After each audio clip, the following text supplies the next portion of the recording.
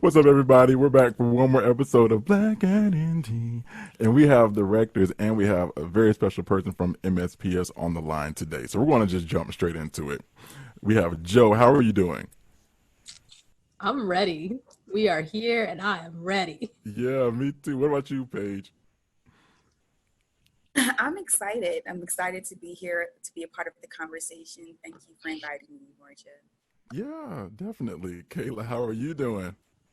Been good. I'm excited, but also a little tired. We're just starting off our Spirit Week in the hall. So from yesterday all the way through next Sunday, I have something every night, and I'm spirited and ready to go, but also a little tired. I feel you. Because you're the one who carries the most energy. It's true. I'm ready. I'm giving it my all for sure. There are people walking around campus in Lions onesies right now. I can't get anything less than my best. No, I feel you. Mr. Styles, how are you doing? I'm doing okay. I think there's a conspiracy to make me look and sound older than I am because the audience doesn't know that I can barely hear Emorja. So I have to lean in like an old person into the screen to try to figure out what he is saying. I'm not the only one having the problem, but it sounds like that I'm the only one having the problem as acute as it is right now. So we're going to just jump straight into it. So I'm gonna start with Kayla first. So Kayla, as a rector, what are some ways that you make yourself available to your students? Because we're in a different time now. Like last year is no more, and here's COVID. Like, what are some things that you've had to change, and how are you there for your students or residents? Excuse me. For sure. Across my entire hall, I think it's really about building community in new ways. Because community still needs to be there, even if it looks different because of COVID, right? Even if we can't be in our spaces in the same way or, have food out in the same way, the usual ways, it still has to be a place where they feel they can rest their head, where they feel they can come home and be themselves, where they can bring their work and also just bring, their joys and sorrows at the same time. So I've been really, really investing in that in different ways. And we, again, from Spirit Week to beyond Spirit Week, having different events that show life is different now, but life isn't less than. And I think that for our students is something we really have to emphasize even more so in the COVID environment. Yeah, no, I agree. I totally agree. Eric, how long have you been here at ND? How long have you been a rector? This is my fifth year at Notre Dame and in Carroll Hall as a rector. Yes, sorry. There was an emergency phone call, and for a rector, you got to answer those. Life is real. It never stops, guys, even when you're on a show. I've been here for 5 years now. This is my fifth year. So I moved from New Orleans to South Bend 4.5 years ago, started in campus ministry as the assistant director of evangelization. So my goal was to just do wonderful ministry across campus with all different areas, freshmen all the way to graduate students, and working also with students of different faith backgrounds and also just within the Christian faith. And then I transferred from that to being a rector where I still get to minister, but in the hall. Got you. And go ahead, Lynnette. I was just going to say, to follow up, Emorja, what you were saying was, for Eric, if you could also answer what Kayla answered about, what are some ways that you have been making yourself available to students since COVID has kind of taken over our lives? Yeah, I think that, I don't know if it's in the sense that it's certainly changed in our ability to reach out to students. They have to wear a mask just to go down the hallway now. And so, it takes a little bit more effort to get to know some of the first year students because every time I see them, I see them with a mask on. We use Zoom from time to time. We're looking for ways in which, when I say we, I'm talking about my whole hall staff. So one of the things the rector does is he or she supervises 2 grad assistants as well as a number of RAs, depending on the name, the size and makeup of the building. So, trying to really make sure that we're connecting to particularly first year students who are, we don't know them yet. And so, we want to make a particular effort to make sure that they're doing well. We already know the older students, the sophomores, juniors, and seniors. And so, we can kind of rely on our knowledge of them from before to gauge how they're doing currently, where we can't do that with the first year students. And so this first year, the first few weeks of getting to know them is really important. and we have to work extra hard to do that through a mask most of the time. And just looking for ways to do that. So part of what rectors do with first-year students is we meet all of them within the first month and a half or so of the first semester and have a one-on-one conversation that could be 10 to minutes to half an hour to maybe longer if the student needs it. Yeah. And I think I want to second that too, of saying this is a unique year where masks are a big part of our lives. And so for me, part of what me and my staff did, and I'm sure other staff across campus, was like learning. I literally practiced seeing faces with a mask on and with a mask off, like quiz myself on the faces of my students so that they can still feel known and not like, oh, I'm just another person with a mask on in the hall. Like I know every one of my students from here up, and they know it. I'm like, Ashley from down the hall. I'm like, you know it's me. I'm like, oh, I know it's you. And I think those moments say like, oh, I belong here. Like somebody knows me and they value me. Yeah, and that's true. Because you have to take a different stance on the way that you get to know people now. Because you said value is very important, because you see students every day, and you could just treat them as students. But it's a different response whenever someone actually takes the time to get to know you, even if it's just knowing your first name, rather than, because I'm bad with names. I'm better with faces, but I'm bad with names. So I know it takes work to get to know people's name. But like Joe, because you're at Kavanaugh, correct? Yes, sir. So what are some things? How are things different over there where you are? Yeah, I mean, I would echo what both Kayla and Eric have shared, that it takes a little bit of an adjustment, especially with our first years, because they don't know us yet. And so really trying to have them get to know us in a different kind of way has been challenging. I think I'm funny, and you are. You all know I'm funny. Not relevant. Just I think it is so hard, you guys, to show my funny with a mask. And I thought I killed it in my first year meeting, and I thought all my jokes were new again. And you guys, it was crickets upon crickets. And I was like, wow, I guess I'm not that funny. And then it really was a humbling moment of like really trying to have to adjust. And what is it going to take now for me to get to know my women on a very deep level, right? And Kayla said like for people to be known, right, to be seen, and that's really our philosophy as rectors, is to know our men and our women by name. Yeah. And so it took a lot more work than it normally would have in a normal year to study their eyes and study their mannerisms and know which room they're from and know their hometown and things like this that would have been, on a normal non-COVID year would have been just easier for us, but it does take a little bit extra effort. And being available really means like walking the halls and going to their events and having meals outside and being visible. Like it really is a matter of like knowing that I'm available and being where they are. So. Yeah, and that's very true. And Paige, I know you have a very important role over at MSPS. So what role do you serve for our students on campus? Absolutely. So my official title is Assistant Director for Diversity Education, Outreach and Assessment. And so my job mostly manifests to the campus world through diversity education initiatives. And so I am leading the effort called Mindful. And MIND is an acronym for Microaggression Intervention at Notre Dame. And so while I don't have any experience in residential life, one of the reasons why Mindful was created was based off the experiences in residential life. Specifically after students became really vocal about the 4-year residency compared to the 6-year residency of having to live on campus and not wanting to feel obligated to live in environments that were not inclusive, I should say. And so, that were heavy on microaggressions. And one of the things that I try to let students know that the culture is the culture is the culture.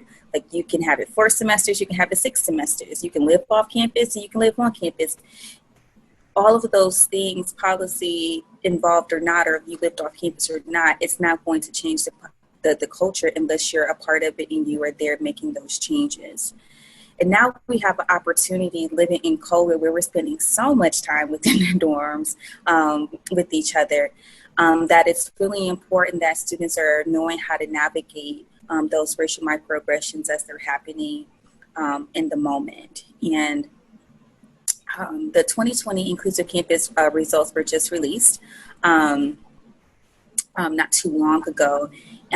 But one of the things that I was able to extract from the 2018 results when Mindful was originally incepted was that microaggressions are happening at a higher level, student to student, within the dorm rooms compared to academic classrooms and other social settings on campus. And so I think that this year specific, well, really everything that's been happening with the pandemic, it's allowed for people to create space, I guess, to hear about all of the things as it relates to police relations and things that have happened this summer in a way that they normally wouldn't have heard it before. And so some of that awakening has bled over to our campus with our students, which I'm really excited for. So our office has been overwhelmed in a great way with individuals and campus partners and students who we have never come across, we otherwise would have never had contact with, who are like, Exactly. how can we learn more? How can we do more? And we're just really appreciative that, they're white students, to be honest, or those individuals who, we always say, MSPS or individuals who are normally part of the conversation. How do we get people from the outside to be a part of this conversation? And I feel like for the first time in a long time, we're starting to see some of that. Yeah, go ahead, Eric. Yeah, can I jump in just a little bit? I want to say a couple of things. That Paige says that she had experience in residential life. She actually does. She worked in residential life at other institutions. She just hasn't been a rector at Notre Dame. And so, and there are some distinctions, right? There are things that Notre Dame does that most other places, except for University of Portland, which is our sister school, don't do. So we have all single-sex halls. They are multi-grade intentionally. So in every building there are first years, sophomores, juniors, and seniors. Sometimes they live together. And they're encouraged to stay in the same hall for the duration of their time on campus. They have the option of moving after their first year, and they are randomly selected for that hall. So they don't get to decide, in general, they don't get to decide where they're going to live. And so that randomness, Notre Dame thinks, is really part of the secret sauce, that seniors and juniors live with first years and sophomores. And I think that one of the things that Paige was pointing to is that the idea that if our students of color simply leave campus because they've had a bad experience, they don't, some level we set them up for the next group of students to have the same bad experience, because we don't get to learn from the challenges that everybody faces. And so the residency requirement in many ways places a lot of pressure on the institution and the whole system to then respond when there is a problem. You can't just say, well, you could just leave, because they can't just leave.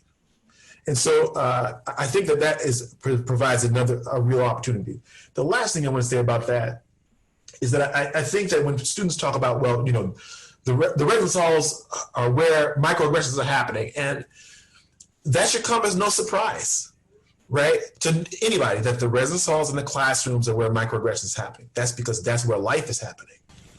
Eric, thank you for clarifying that.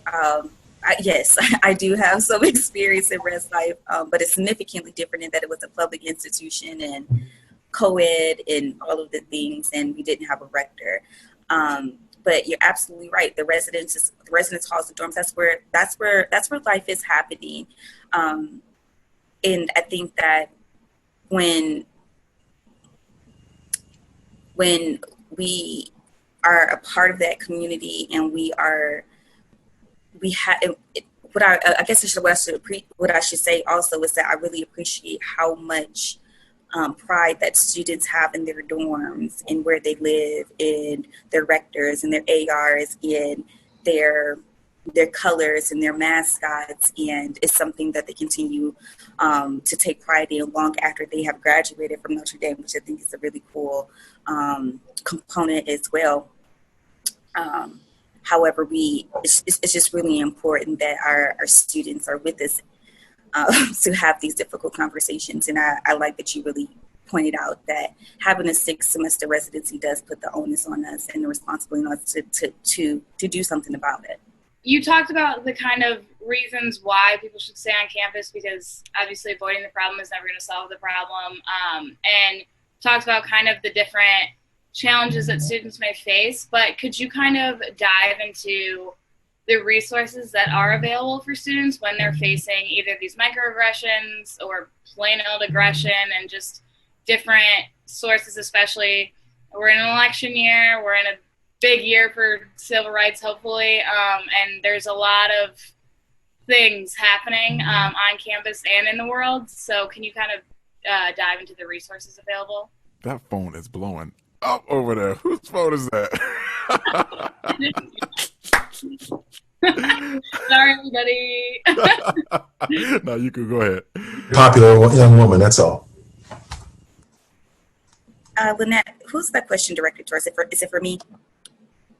Honestly, I was all of you resources, but yeah, Paige, you can start since you are the resource. So Absolutely. So multicultural student programs and services, Speak Up ND, of course, your rector, your AR, the Office of Community Standards, Student Relations Center, the McWell, the Counseling Center. All of these are places that students can utilize as a resource on campus.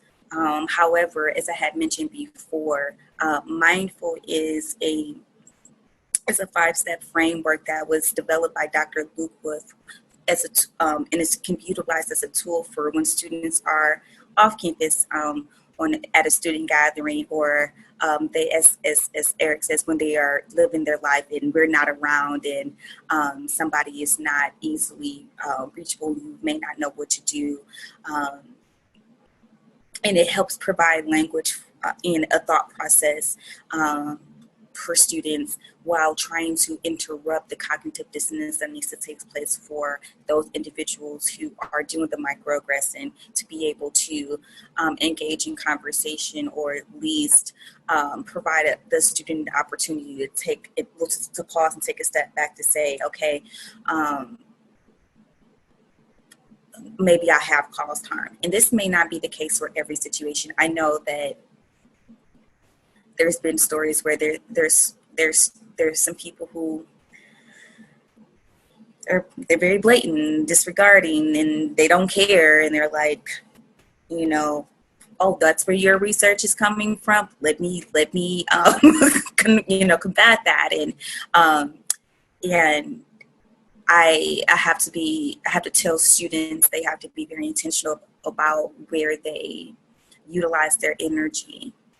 And it's okay if not everybody gets it. But I think that when that has been revealed, then the idea of discussing healthy boundaries to protect your peace is really important. Yeah, I think that's really important. I think I've read a lot of things lately that it's like, especially people of color, it's not our job to educate everybody on how you should treat a person of color. It's a lot of work, and it's not something that we need to take on at all times. And like you said, boundaries is really important. And Joe, if you want to hop in here too, I'd love to hear from you about what kind of like resources and just like tips and tricks, I guess. Yeah. Well, Tips and tricks. Cure racism in 3 easy steps. What you got, Joe? How do I cure racism? Right. 10-step program. Give it to us. It's funny that we say that, because that is something, these are the types of conversations I've had with rectors. Like, they want to know from me and Kayla and Eric, like, what is the 12-step program to cure racism in the hall? And well, and so I am glad we're wearing masks so they can't always see my reactions. And truthfully, it starts with like self-reflection, right? And so I've been having, and I'm sure Kayla and Eric can attest, like we've been having really hard conversations with our students, with our colleagues, in really saying like, I can't give you the 12-step program.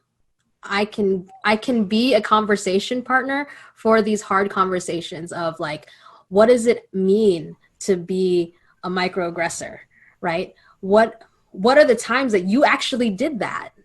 And like, how can we talk through that and why, like how to not do that again, right? And like, what are the things in your own life that privilege you here at this university? And what are the things that, truthfully, I'm not going to put up with in my hall? Yeah. And so, I have worked pretty hard this year following the death of George Floyd to really educate my women and really utilize the resources around us, but also come up with our own that we haven't really thought about.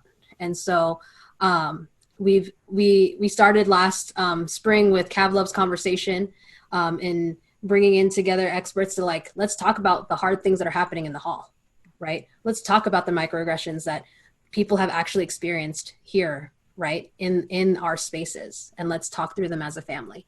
And then that, has snowballed into like creating this program for like white allyship and really wanting for our, predominantly white community to ally with their brown and Black brothers and sisters here in the hall, like, right. And uplift and connect and not ignore anymore and be aware of their own privileges and use their privilege for good. And so those are the things that we're working on here and working on pretty actively. Can I just say to that, I want to commend Joe. Joe's really been real in the vanguard of this, really pushing in ways that provide an opportunity for Notre Dame to look at itself. And I know that a lot of that work is in our hall, but it's also with the other rectors and our unit. And I think that there's a lot of really great work to do. And I also want to say another piece of this context to me is for those of us who are over 30, over 40, right? It's hard work for us. Yeah. It's not just like, so we have to remember that the students that we serve are, as a priest in residence once said to me, they're only 4 years out of eighth grade.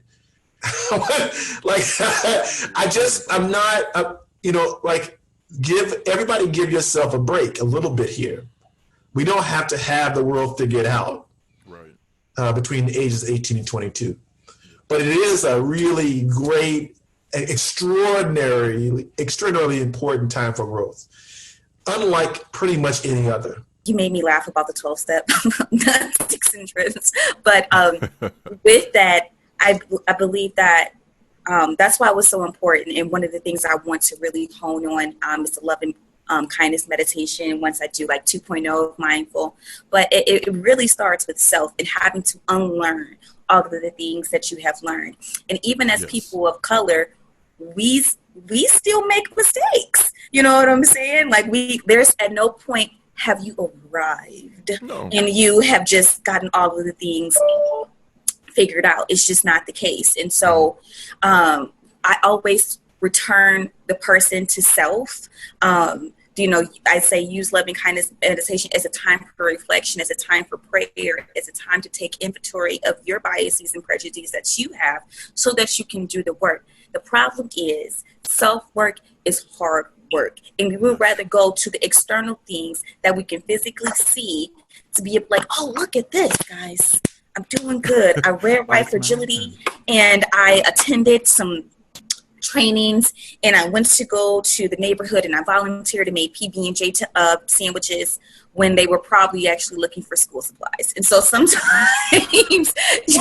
I could totally agree with that. Like there is a tendency in the institution to check the boxes, and with something this important, and with most things that are this important, it's gotta be a lifestyle choice. Yes. It's gotta be a choice every day to say, I'm gonna wake up and I'm going to treat everybody with the dignity that God has afforded all of us, right? And so to Eric's point, like we are the rectors, the role of rector, like holds some weight in that, like if we're not doing the work, if we're not living that lifestyle, that's what our community sees. Yeah. And my women are following my lead on how I'm going to respond to George Floyd's death, right? Or how I'm going to respond to the verdict with Breonna Taylor. Like, my community is looking at how I'm going to respond and will follow my lead on that. And so I take that very seriously in the ways in which, like, I lead my community, because I know that they're looking to me for what to do next. Yeah. Oh, it was just getting so good. But listen, it's okay, because next week we'll be airing part 2. And before you leave, make sure that you subscribe to our YouTube channel below, because we don't want you to miss anything. Okay? See you next week.